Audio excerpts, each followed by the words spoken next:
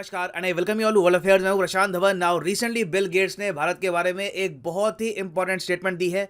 इन्होंने यहां पर यह कहा है कि इनके हिसाब से भारत में अमीर देशों से ज्यादा लोग नहीं मरे। यहां पर आप देख पाओगे India's Covid death numbers quite a bit lower than rich countries, ये कहा है बिल गेट्स ने। और इनकी जो ये स्टेटमेंट है मैटर इसलिए करती है क्योंकि रिसेंटली डब्ल्यूएचओ ने भारत सरकार के डेटा को चुनौती दी है और ये कहा है कि इनके हिसाब से इंडिया में सबसे ज्यादा लोग मरे हैं दुनिया में बिकॉज ऑफ कोविड-19। यूएस और इवन यूरोपियन यूनियन सबको इंडिया ने कंप्लीटली बीट कर दिया है in terms of total death numbers. तो बिल गेट्स ने पहली बात तो यहां पर यह करी है कि इनके हिसाब से इंडिया में रिच कंट्रीज से कम लोग मरे हैं। फिर आगे इन्होंने यह भी ऐड किया कि इंडिया में जो टोटल वैक्सीन कवरेज है ये यूनाइटेड स्टेट्स से भी बेहतर है। नाउ ये जो स्टेटमेंट्स है बिल गेट्स की काफी इंपॉर्टेंट है। जो इंडियन गवर्नमेंट का नैरेटिव है अभी के लिए कि भारत में 47.4 लाख डेथ्स नहीं हुई, डब्ल्यूएचओ के हिसाब से जो नंबर है इतनी डेथ्स इंडिया में नहीं हुई, उसको ये कुछ हद तक सपोर्ट भी करता है। नाउ डिस्कस करेंगे इस वीडियो में कि डब्ल्यूएचओ के हिसाब से इंडिया में कितनी डेथ्स हुई हैं और डब्ल्यूएचओ इस नंबर पे पहुंचा भी कैसे।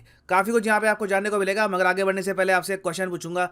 क्वेश्चन यहाँ पर यह है कि डब्ल्यूएचओ की स्थापना किस साल में हुई थी। यह है यहाँ पे आपकी ऑप्शन 1945, 1967, 1948 या फिर 1928। कमेंट सेक्शन में करिए उत्तर, सही आंसर आपको मिलेगा वीडियो के एंड में। नाउ डब्ल्यूएचओ ने रिसेंटली एक रिपोर्ट पब्लिश करी और यहां पर यह कहा कि इनके हिसाब से कोविड-19 के पहले 2 सालों में जो सरकारी डेटा है दुनिया भर की कंट्रीज का, उसके हिसाब से जो नंबर बन के आ रहा है 54 लाख डेथ्स का, ये सही नहीं है। एक्चुअली में दुनिया भर में जो टोटल डेथ्स हुई है बिकॉज ऑफ कोविड-19 ये नंबर है 1.5 करोड़।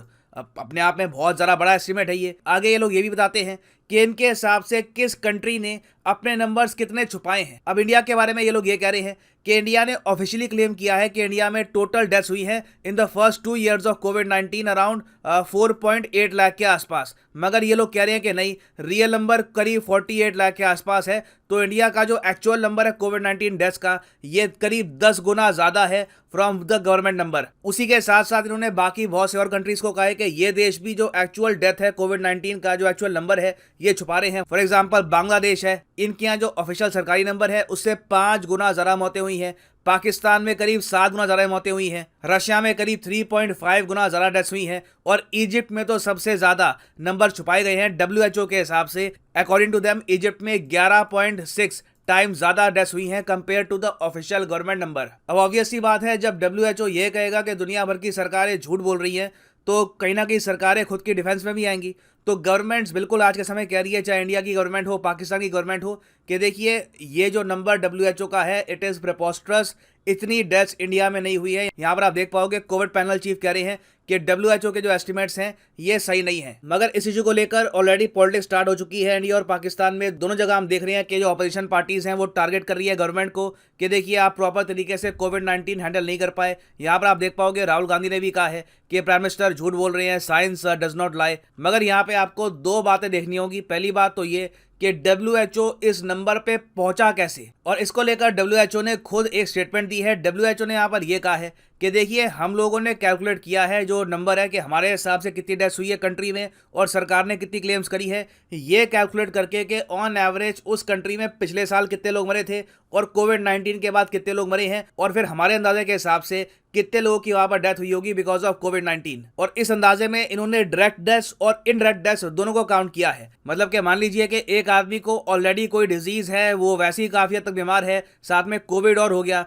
और इवेंचुअली वो मर जाता है, तो वहाँ पे जो मरने के रीजंस हैं उसमें हार्ट अटैक या जो भी उसका इशू था वो तो काउंट किया जाएगा, साथ में कोविड को भी ऐड कर देंगे। यहाँ पर आप देख पाओगे excess mortality includes deaths associated with कोविड-19 डायरेक्टली और indirectly due to pandemics impact on health systems and society.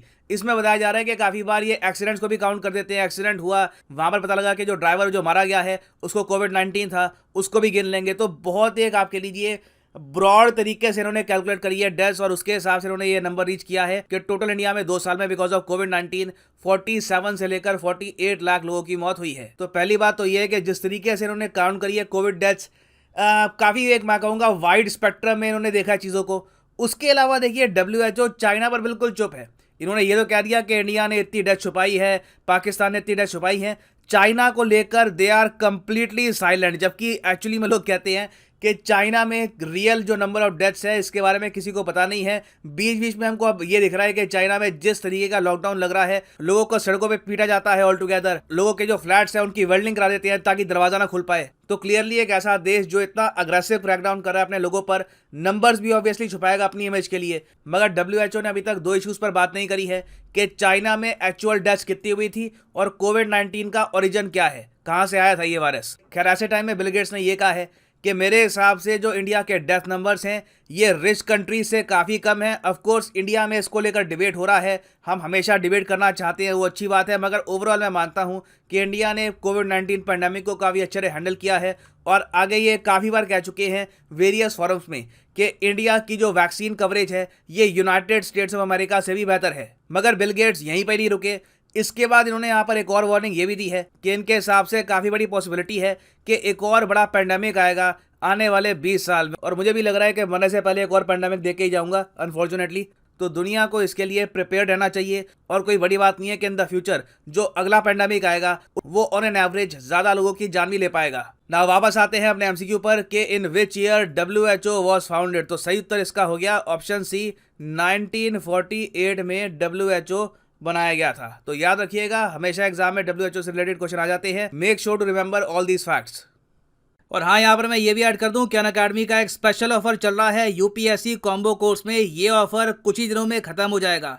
आपको यहाँ पर करना क्या है, कमेंट सेक्शन में जाओ, यहाँ पे आपको मिलेगा link, use code PD10 to get discount. इस लिंक पे करो क्लिक और यहाँ पे आप UPSC का स्पेशल कॉम्बो पैकेज परचेज कर पाओगे जिसके अंडर प्रीलिम्स, मेंस, ऑप्शनल तीनों की ही तैयारी आपकी इकट्ठा हो जाती है। और यहाँ पे आपको क्लिक करना है पिक ए प्लान पर। और अभी देखो क्या होगा कि अगर आप 24 महीने का कोर्स परचेज करते हो तो आपको एडिशनल 6 महीने मिल जाएंगे। तो 24 महीने के ऑटोमेटिकली आपके बन जाएंगे 30 महीने। तो अगर आप अभी कॉलेज स्टूडेंट हैं, 2-3 साल का टाइम है, आराम से 2024-25 में एक बार UPSC का अटेम्प्ट देना है तो आप ये कोर्स कर सकते हैं परचेज। 24 मंथ का कोर्स है, एडिशनल 6 मंथ्स आपको मिलेंगे। मगर जो यहाँ पे प्राइस लिखा है ये भी पे करने की आवश्यकता नहीं है। सिंपली यहाँ पर कोड यूज करो PD10 and the prices will start falling. So use the code PD10 and save money. So इसी नोट के साथ ये है वीडियो का अंत। Thank you for listening and as always God bless you all.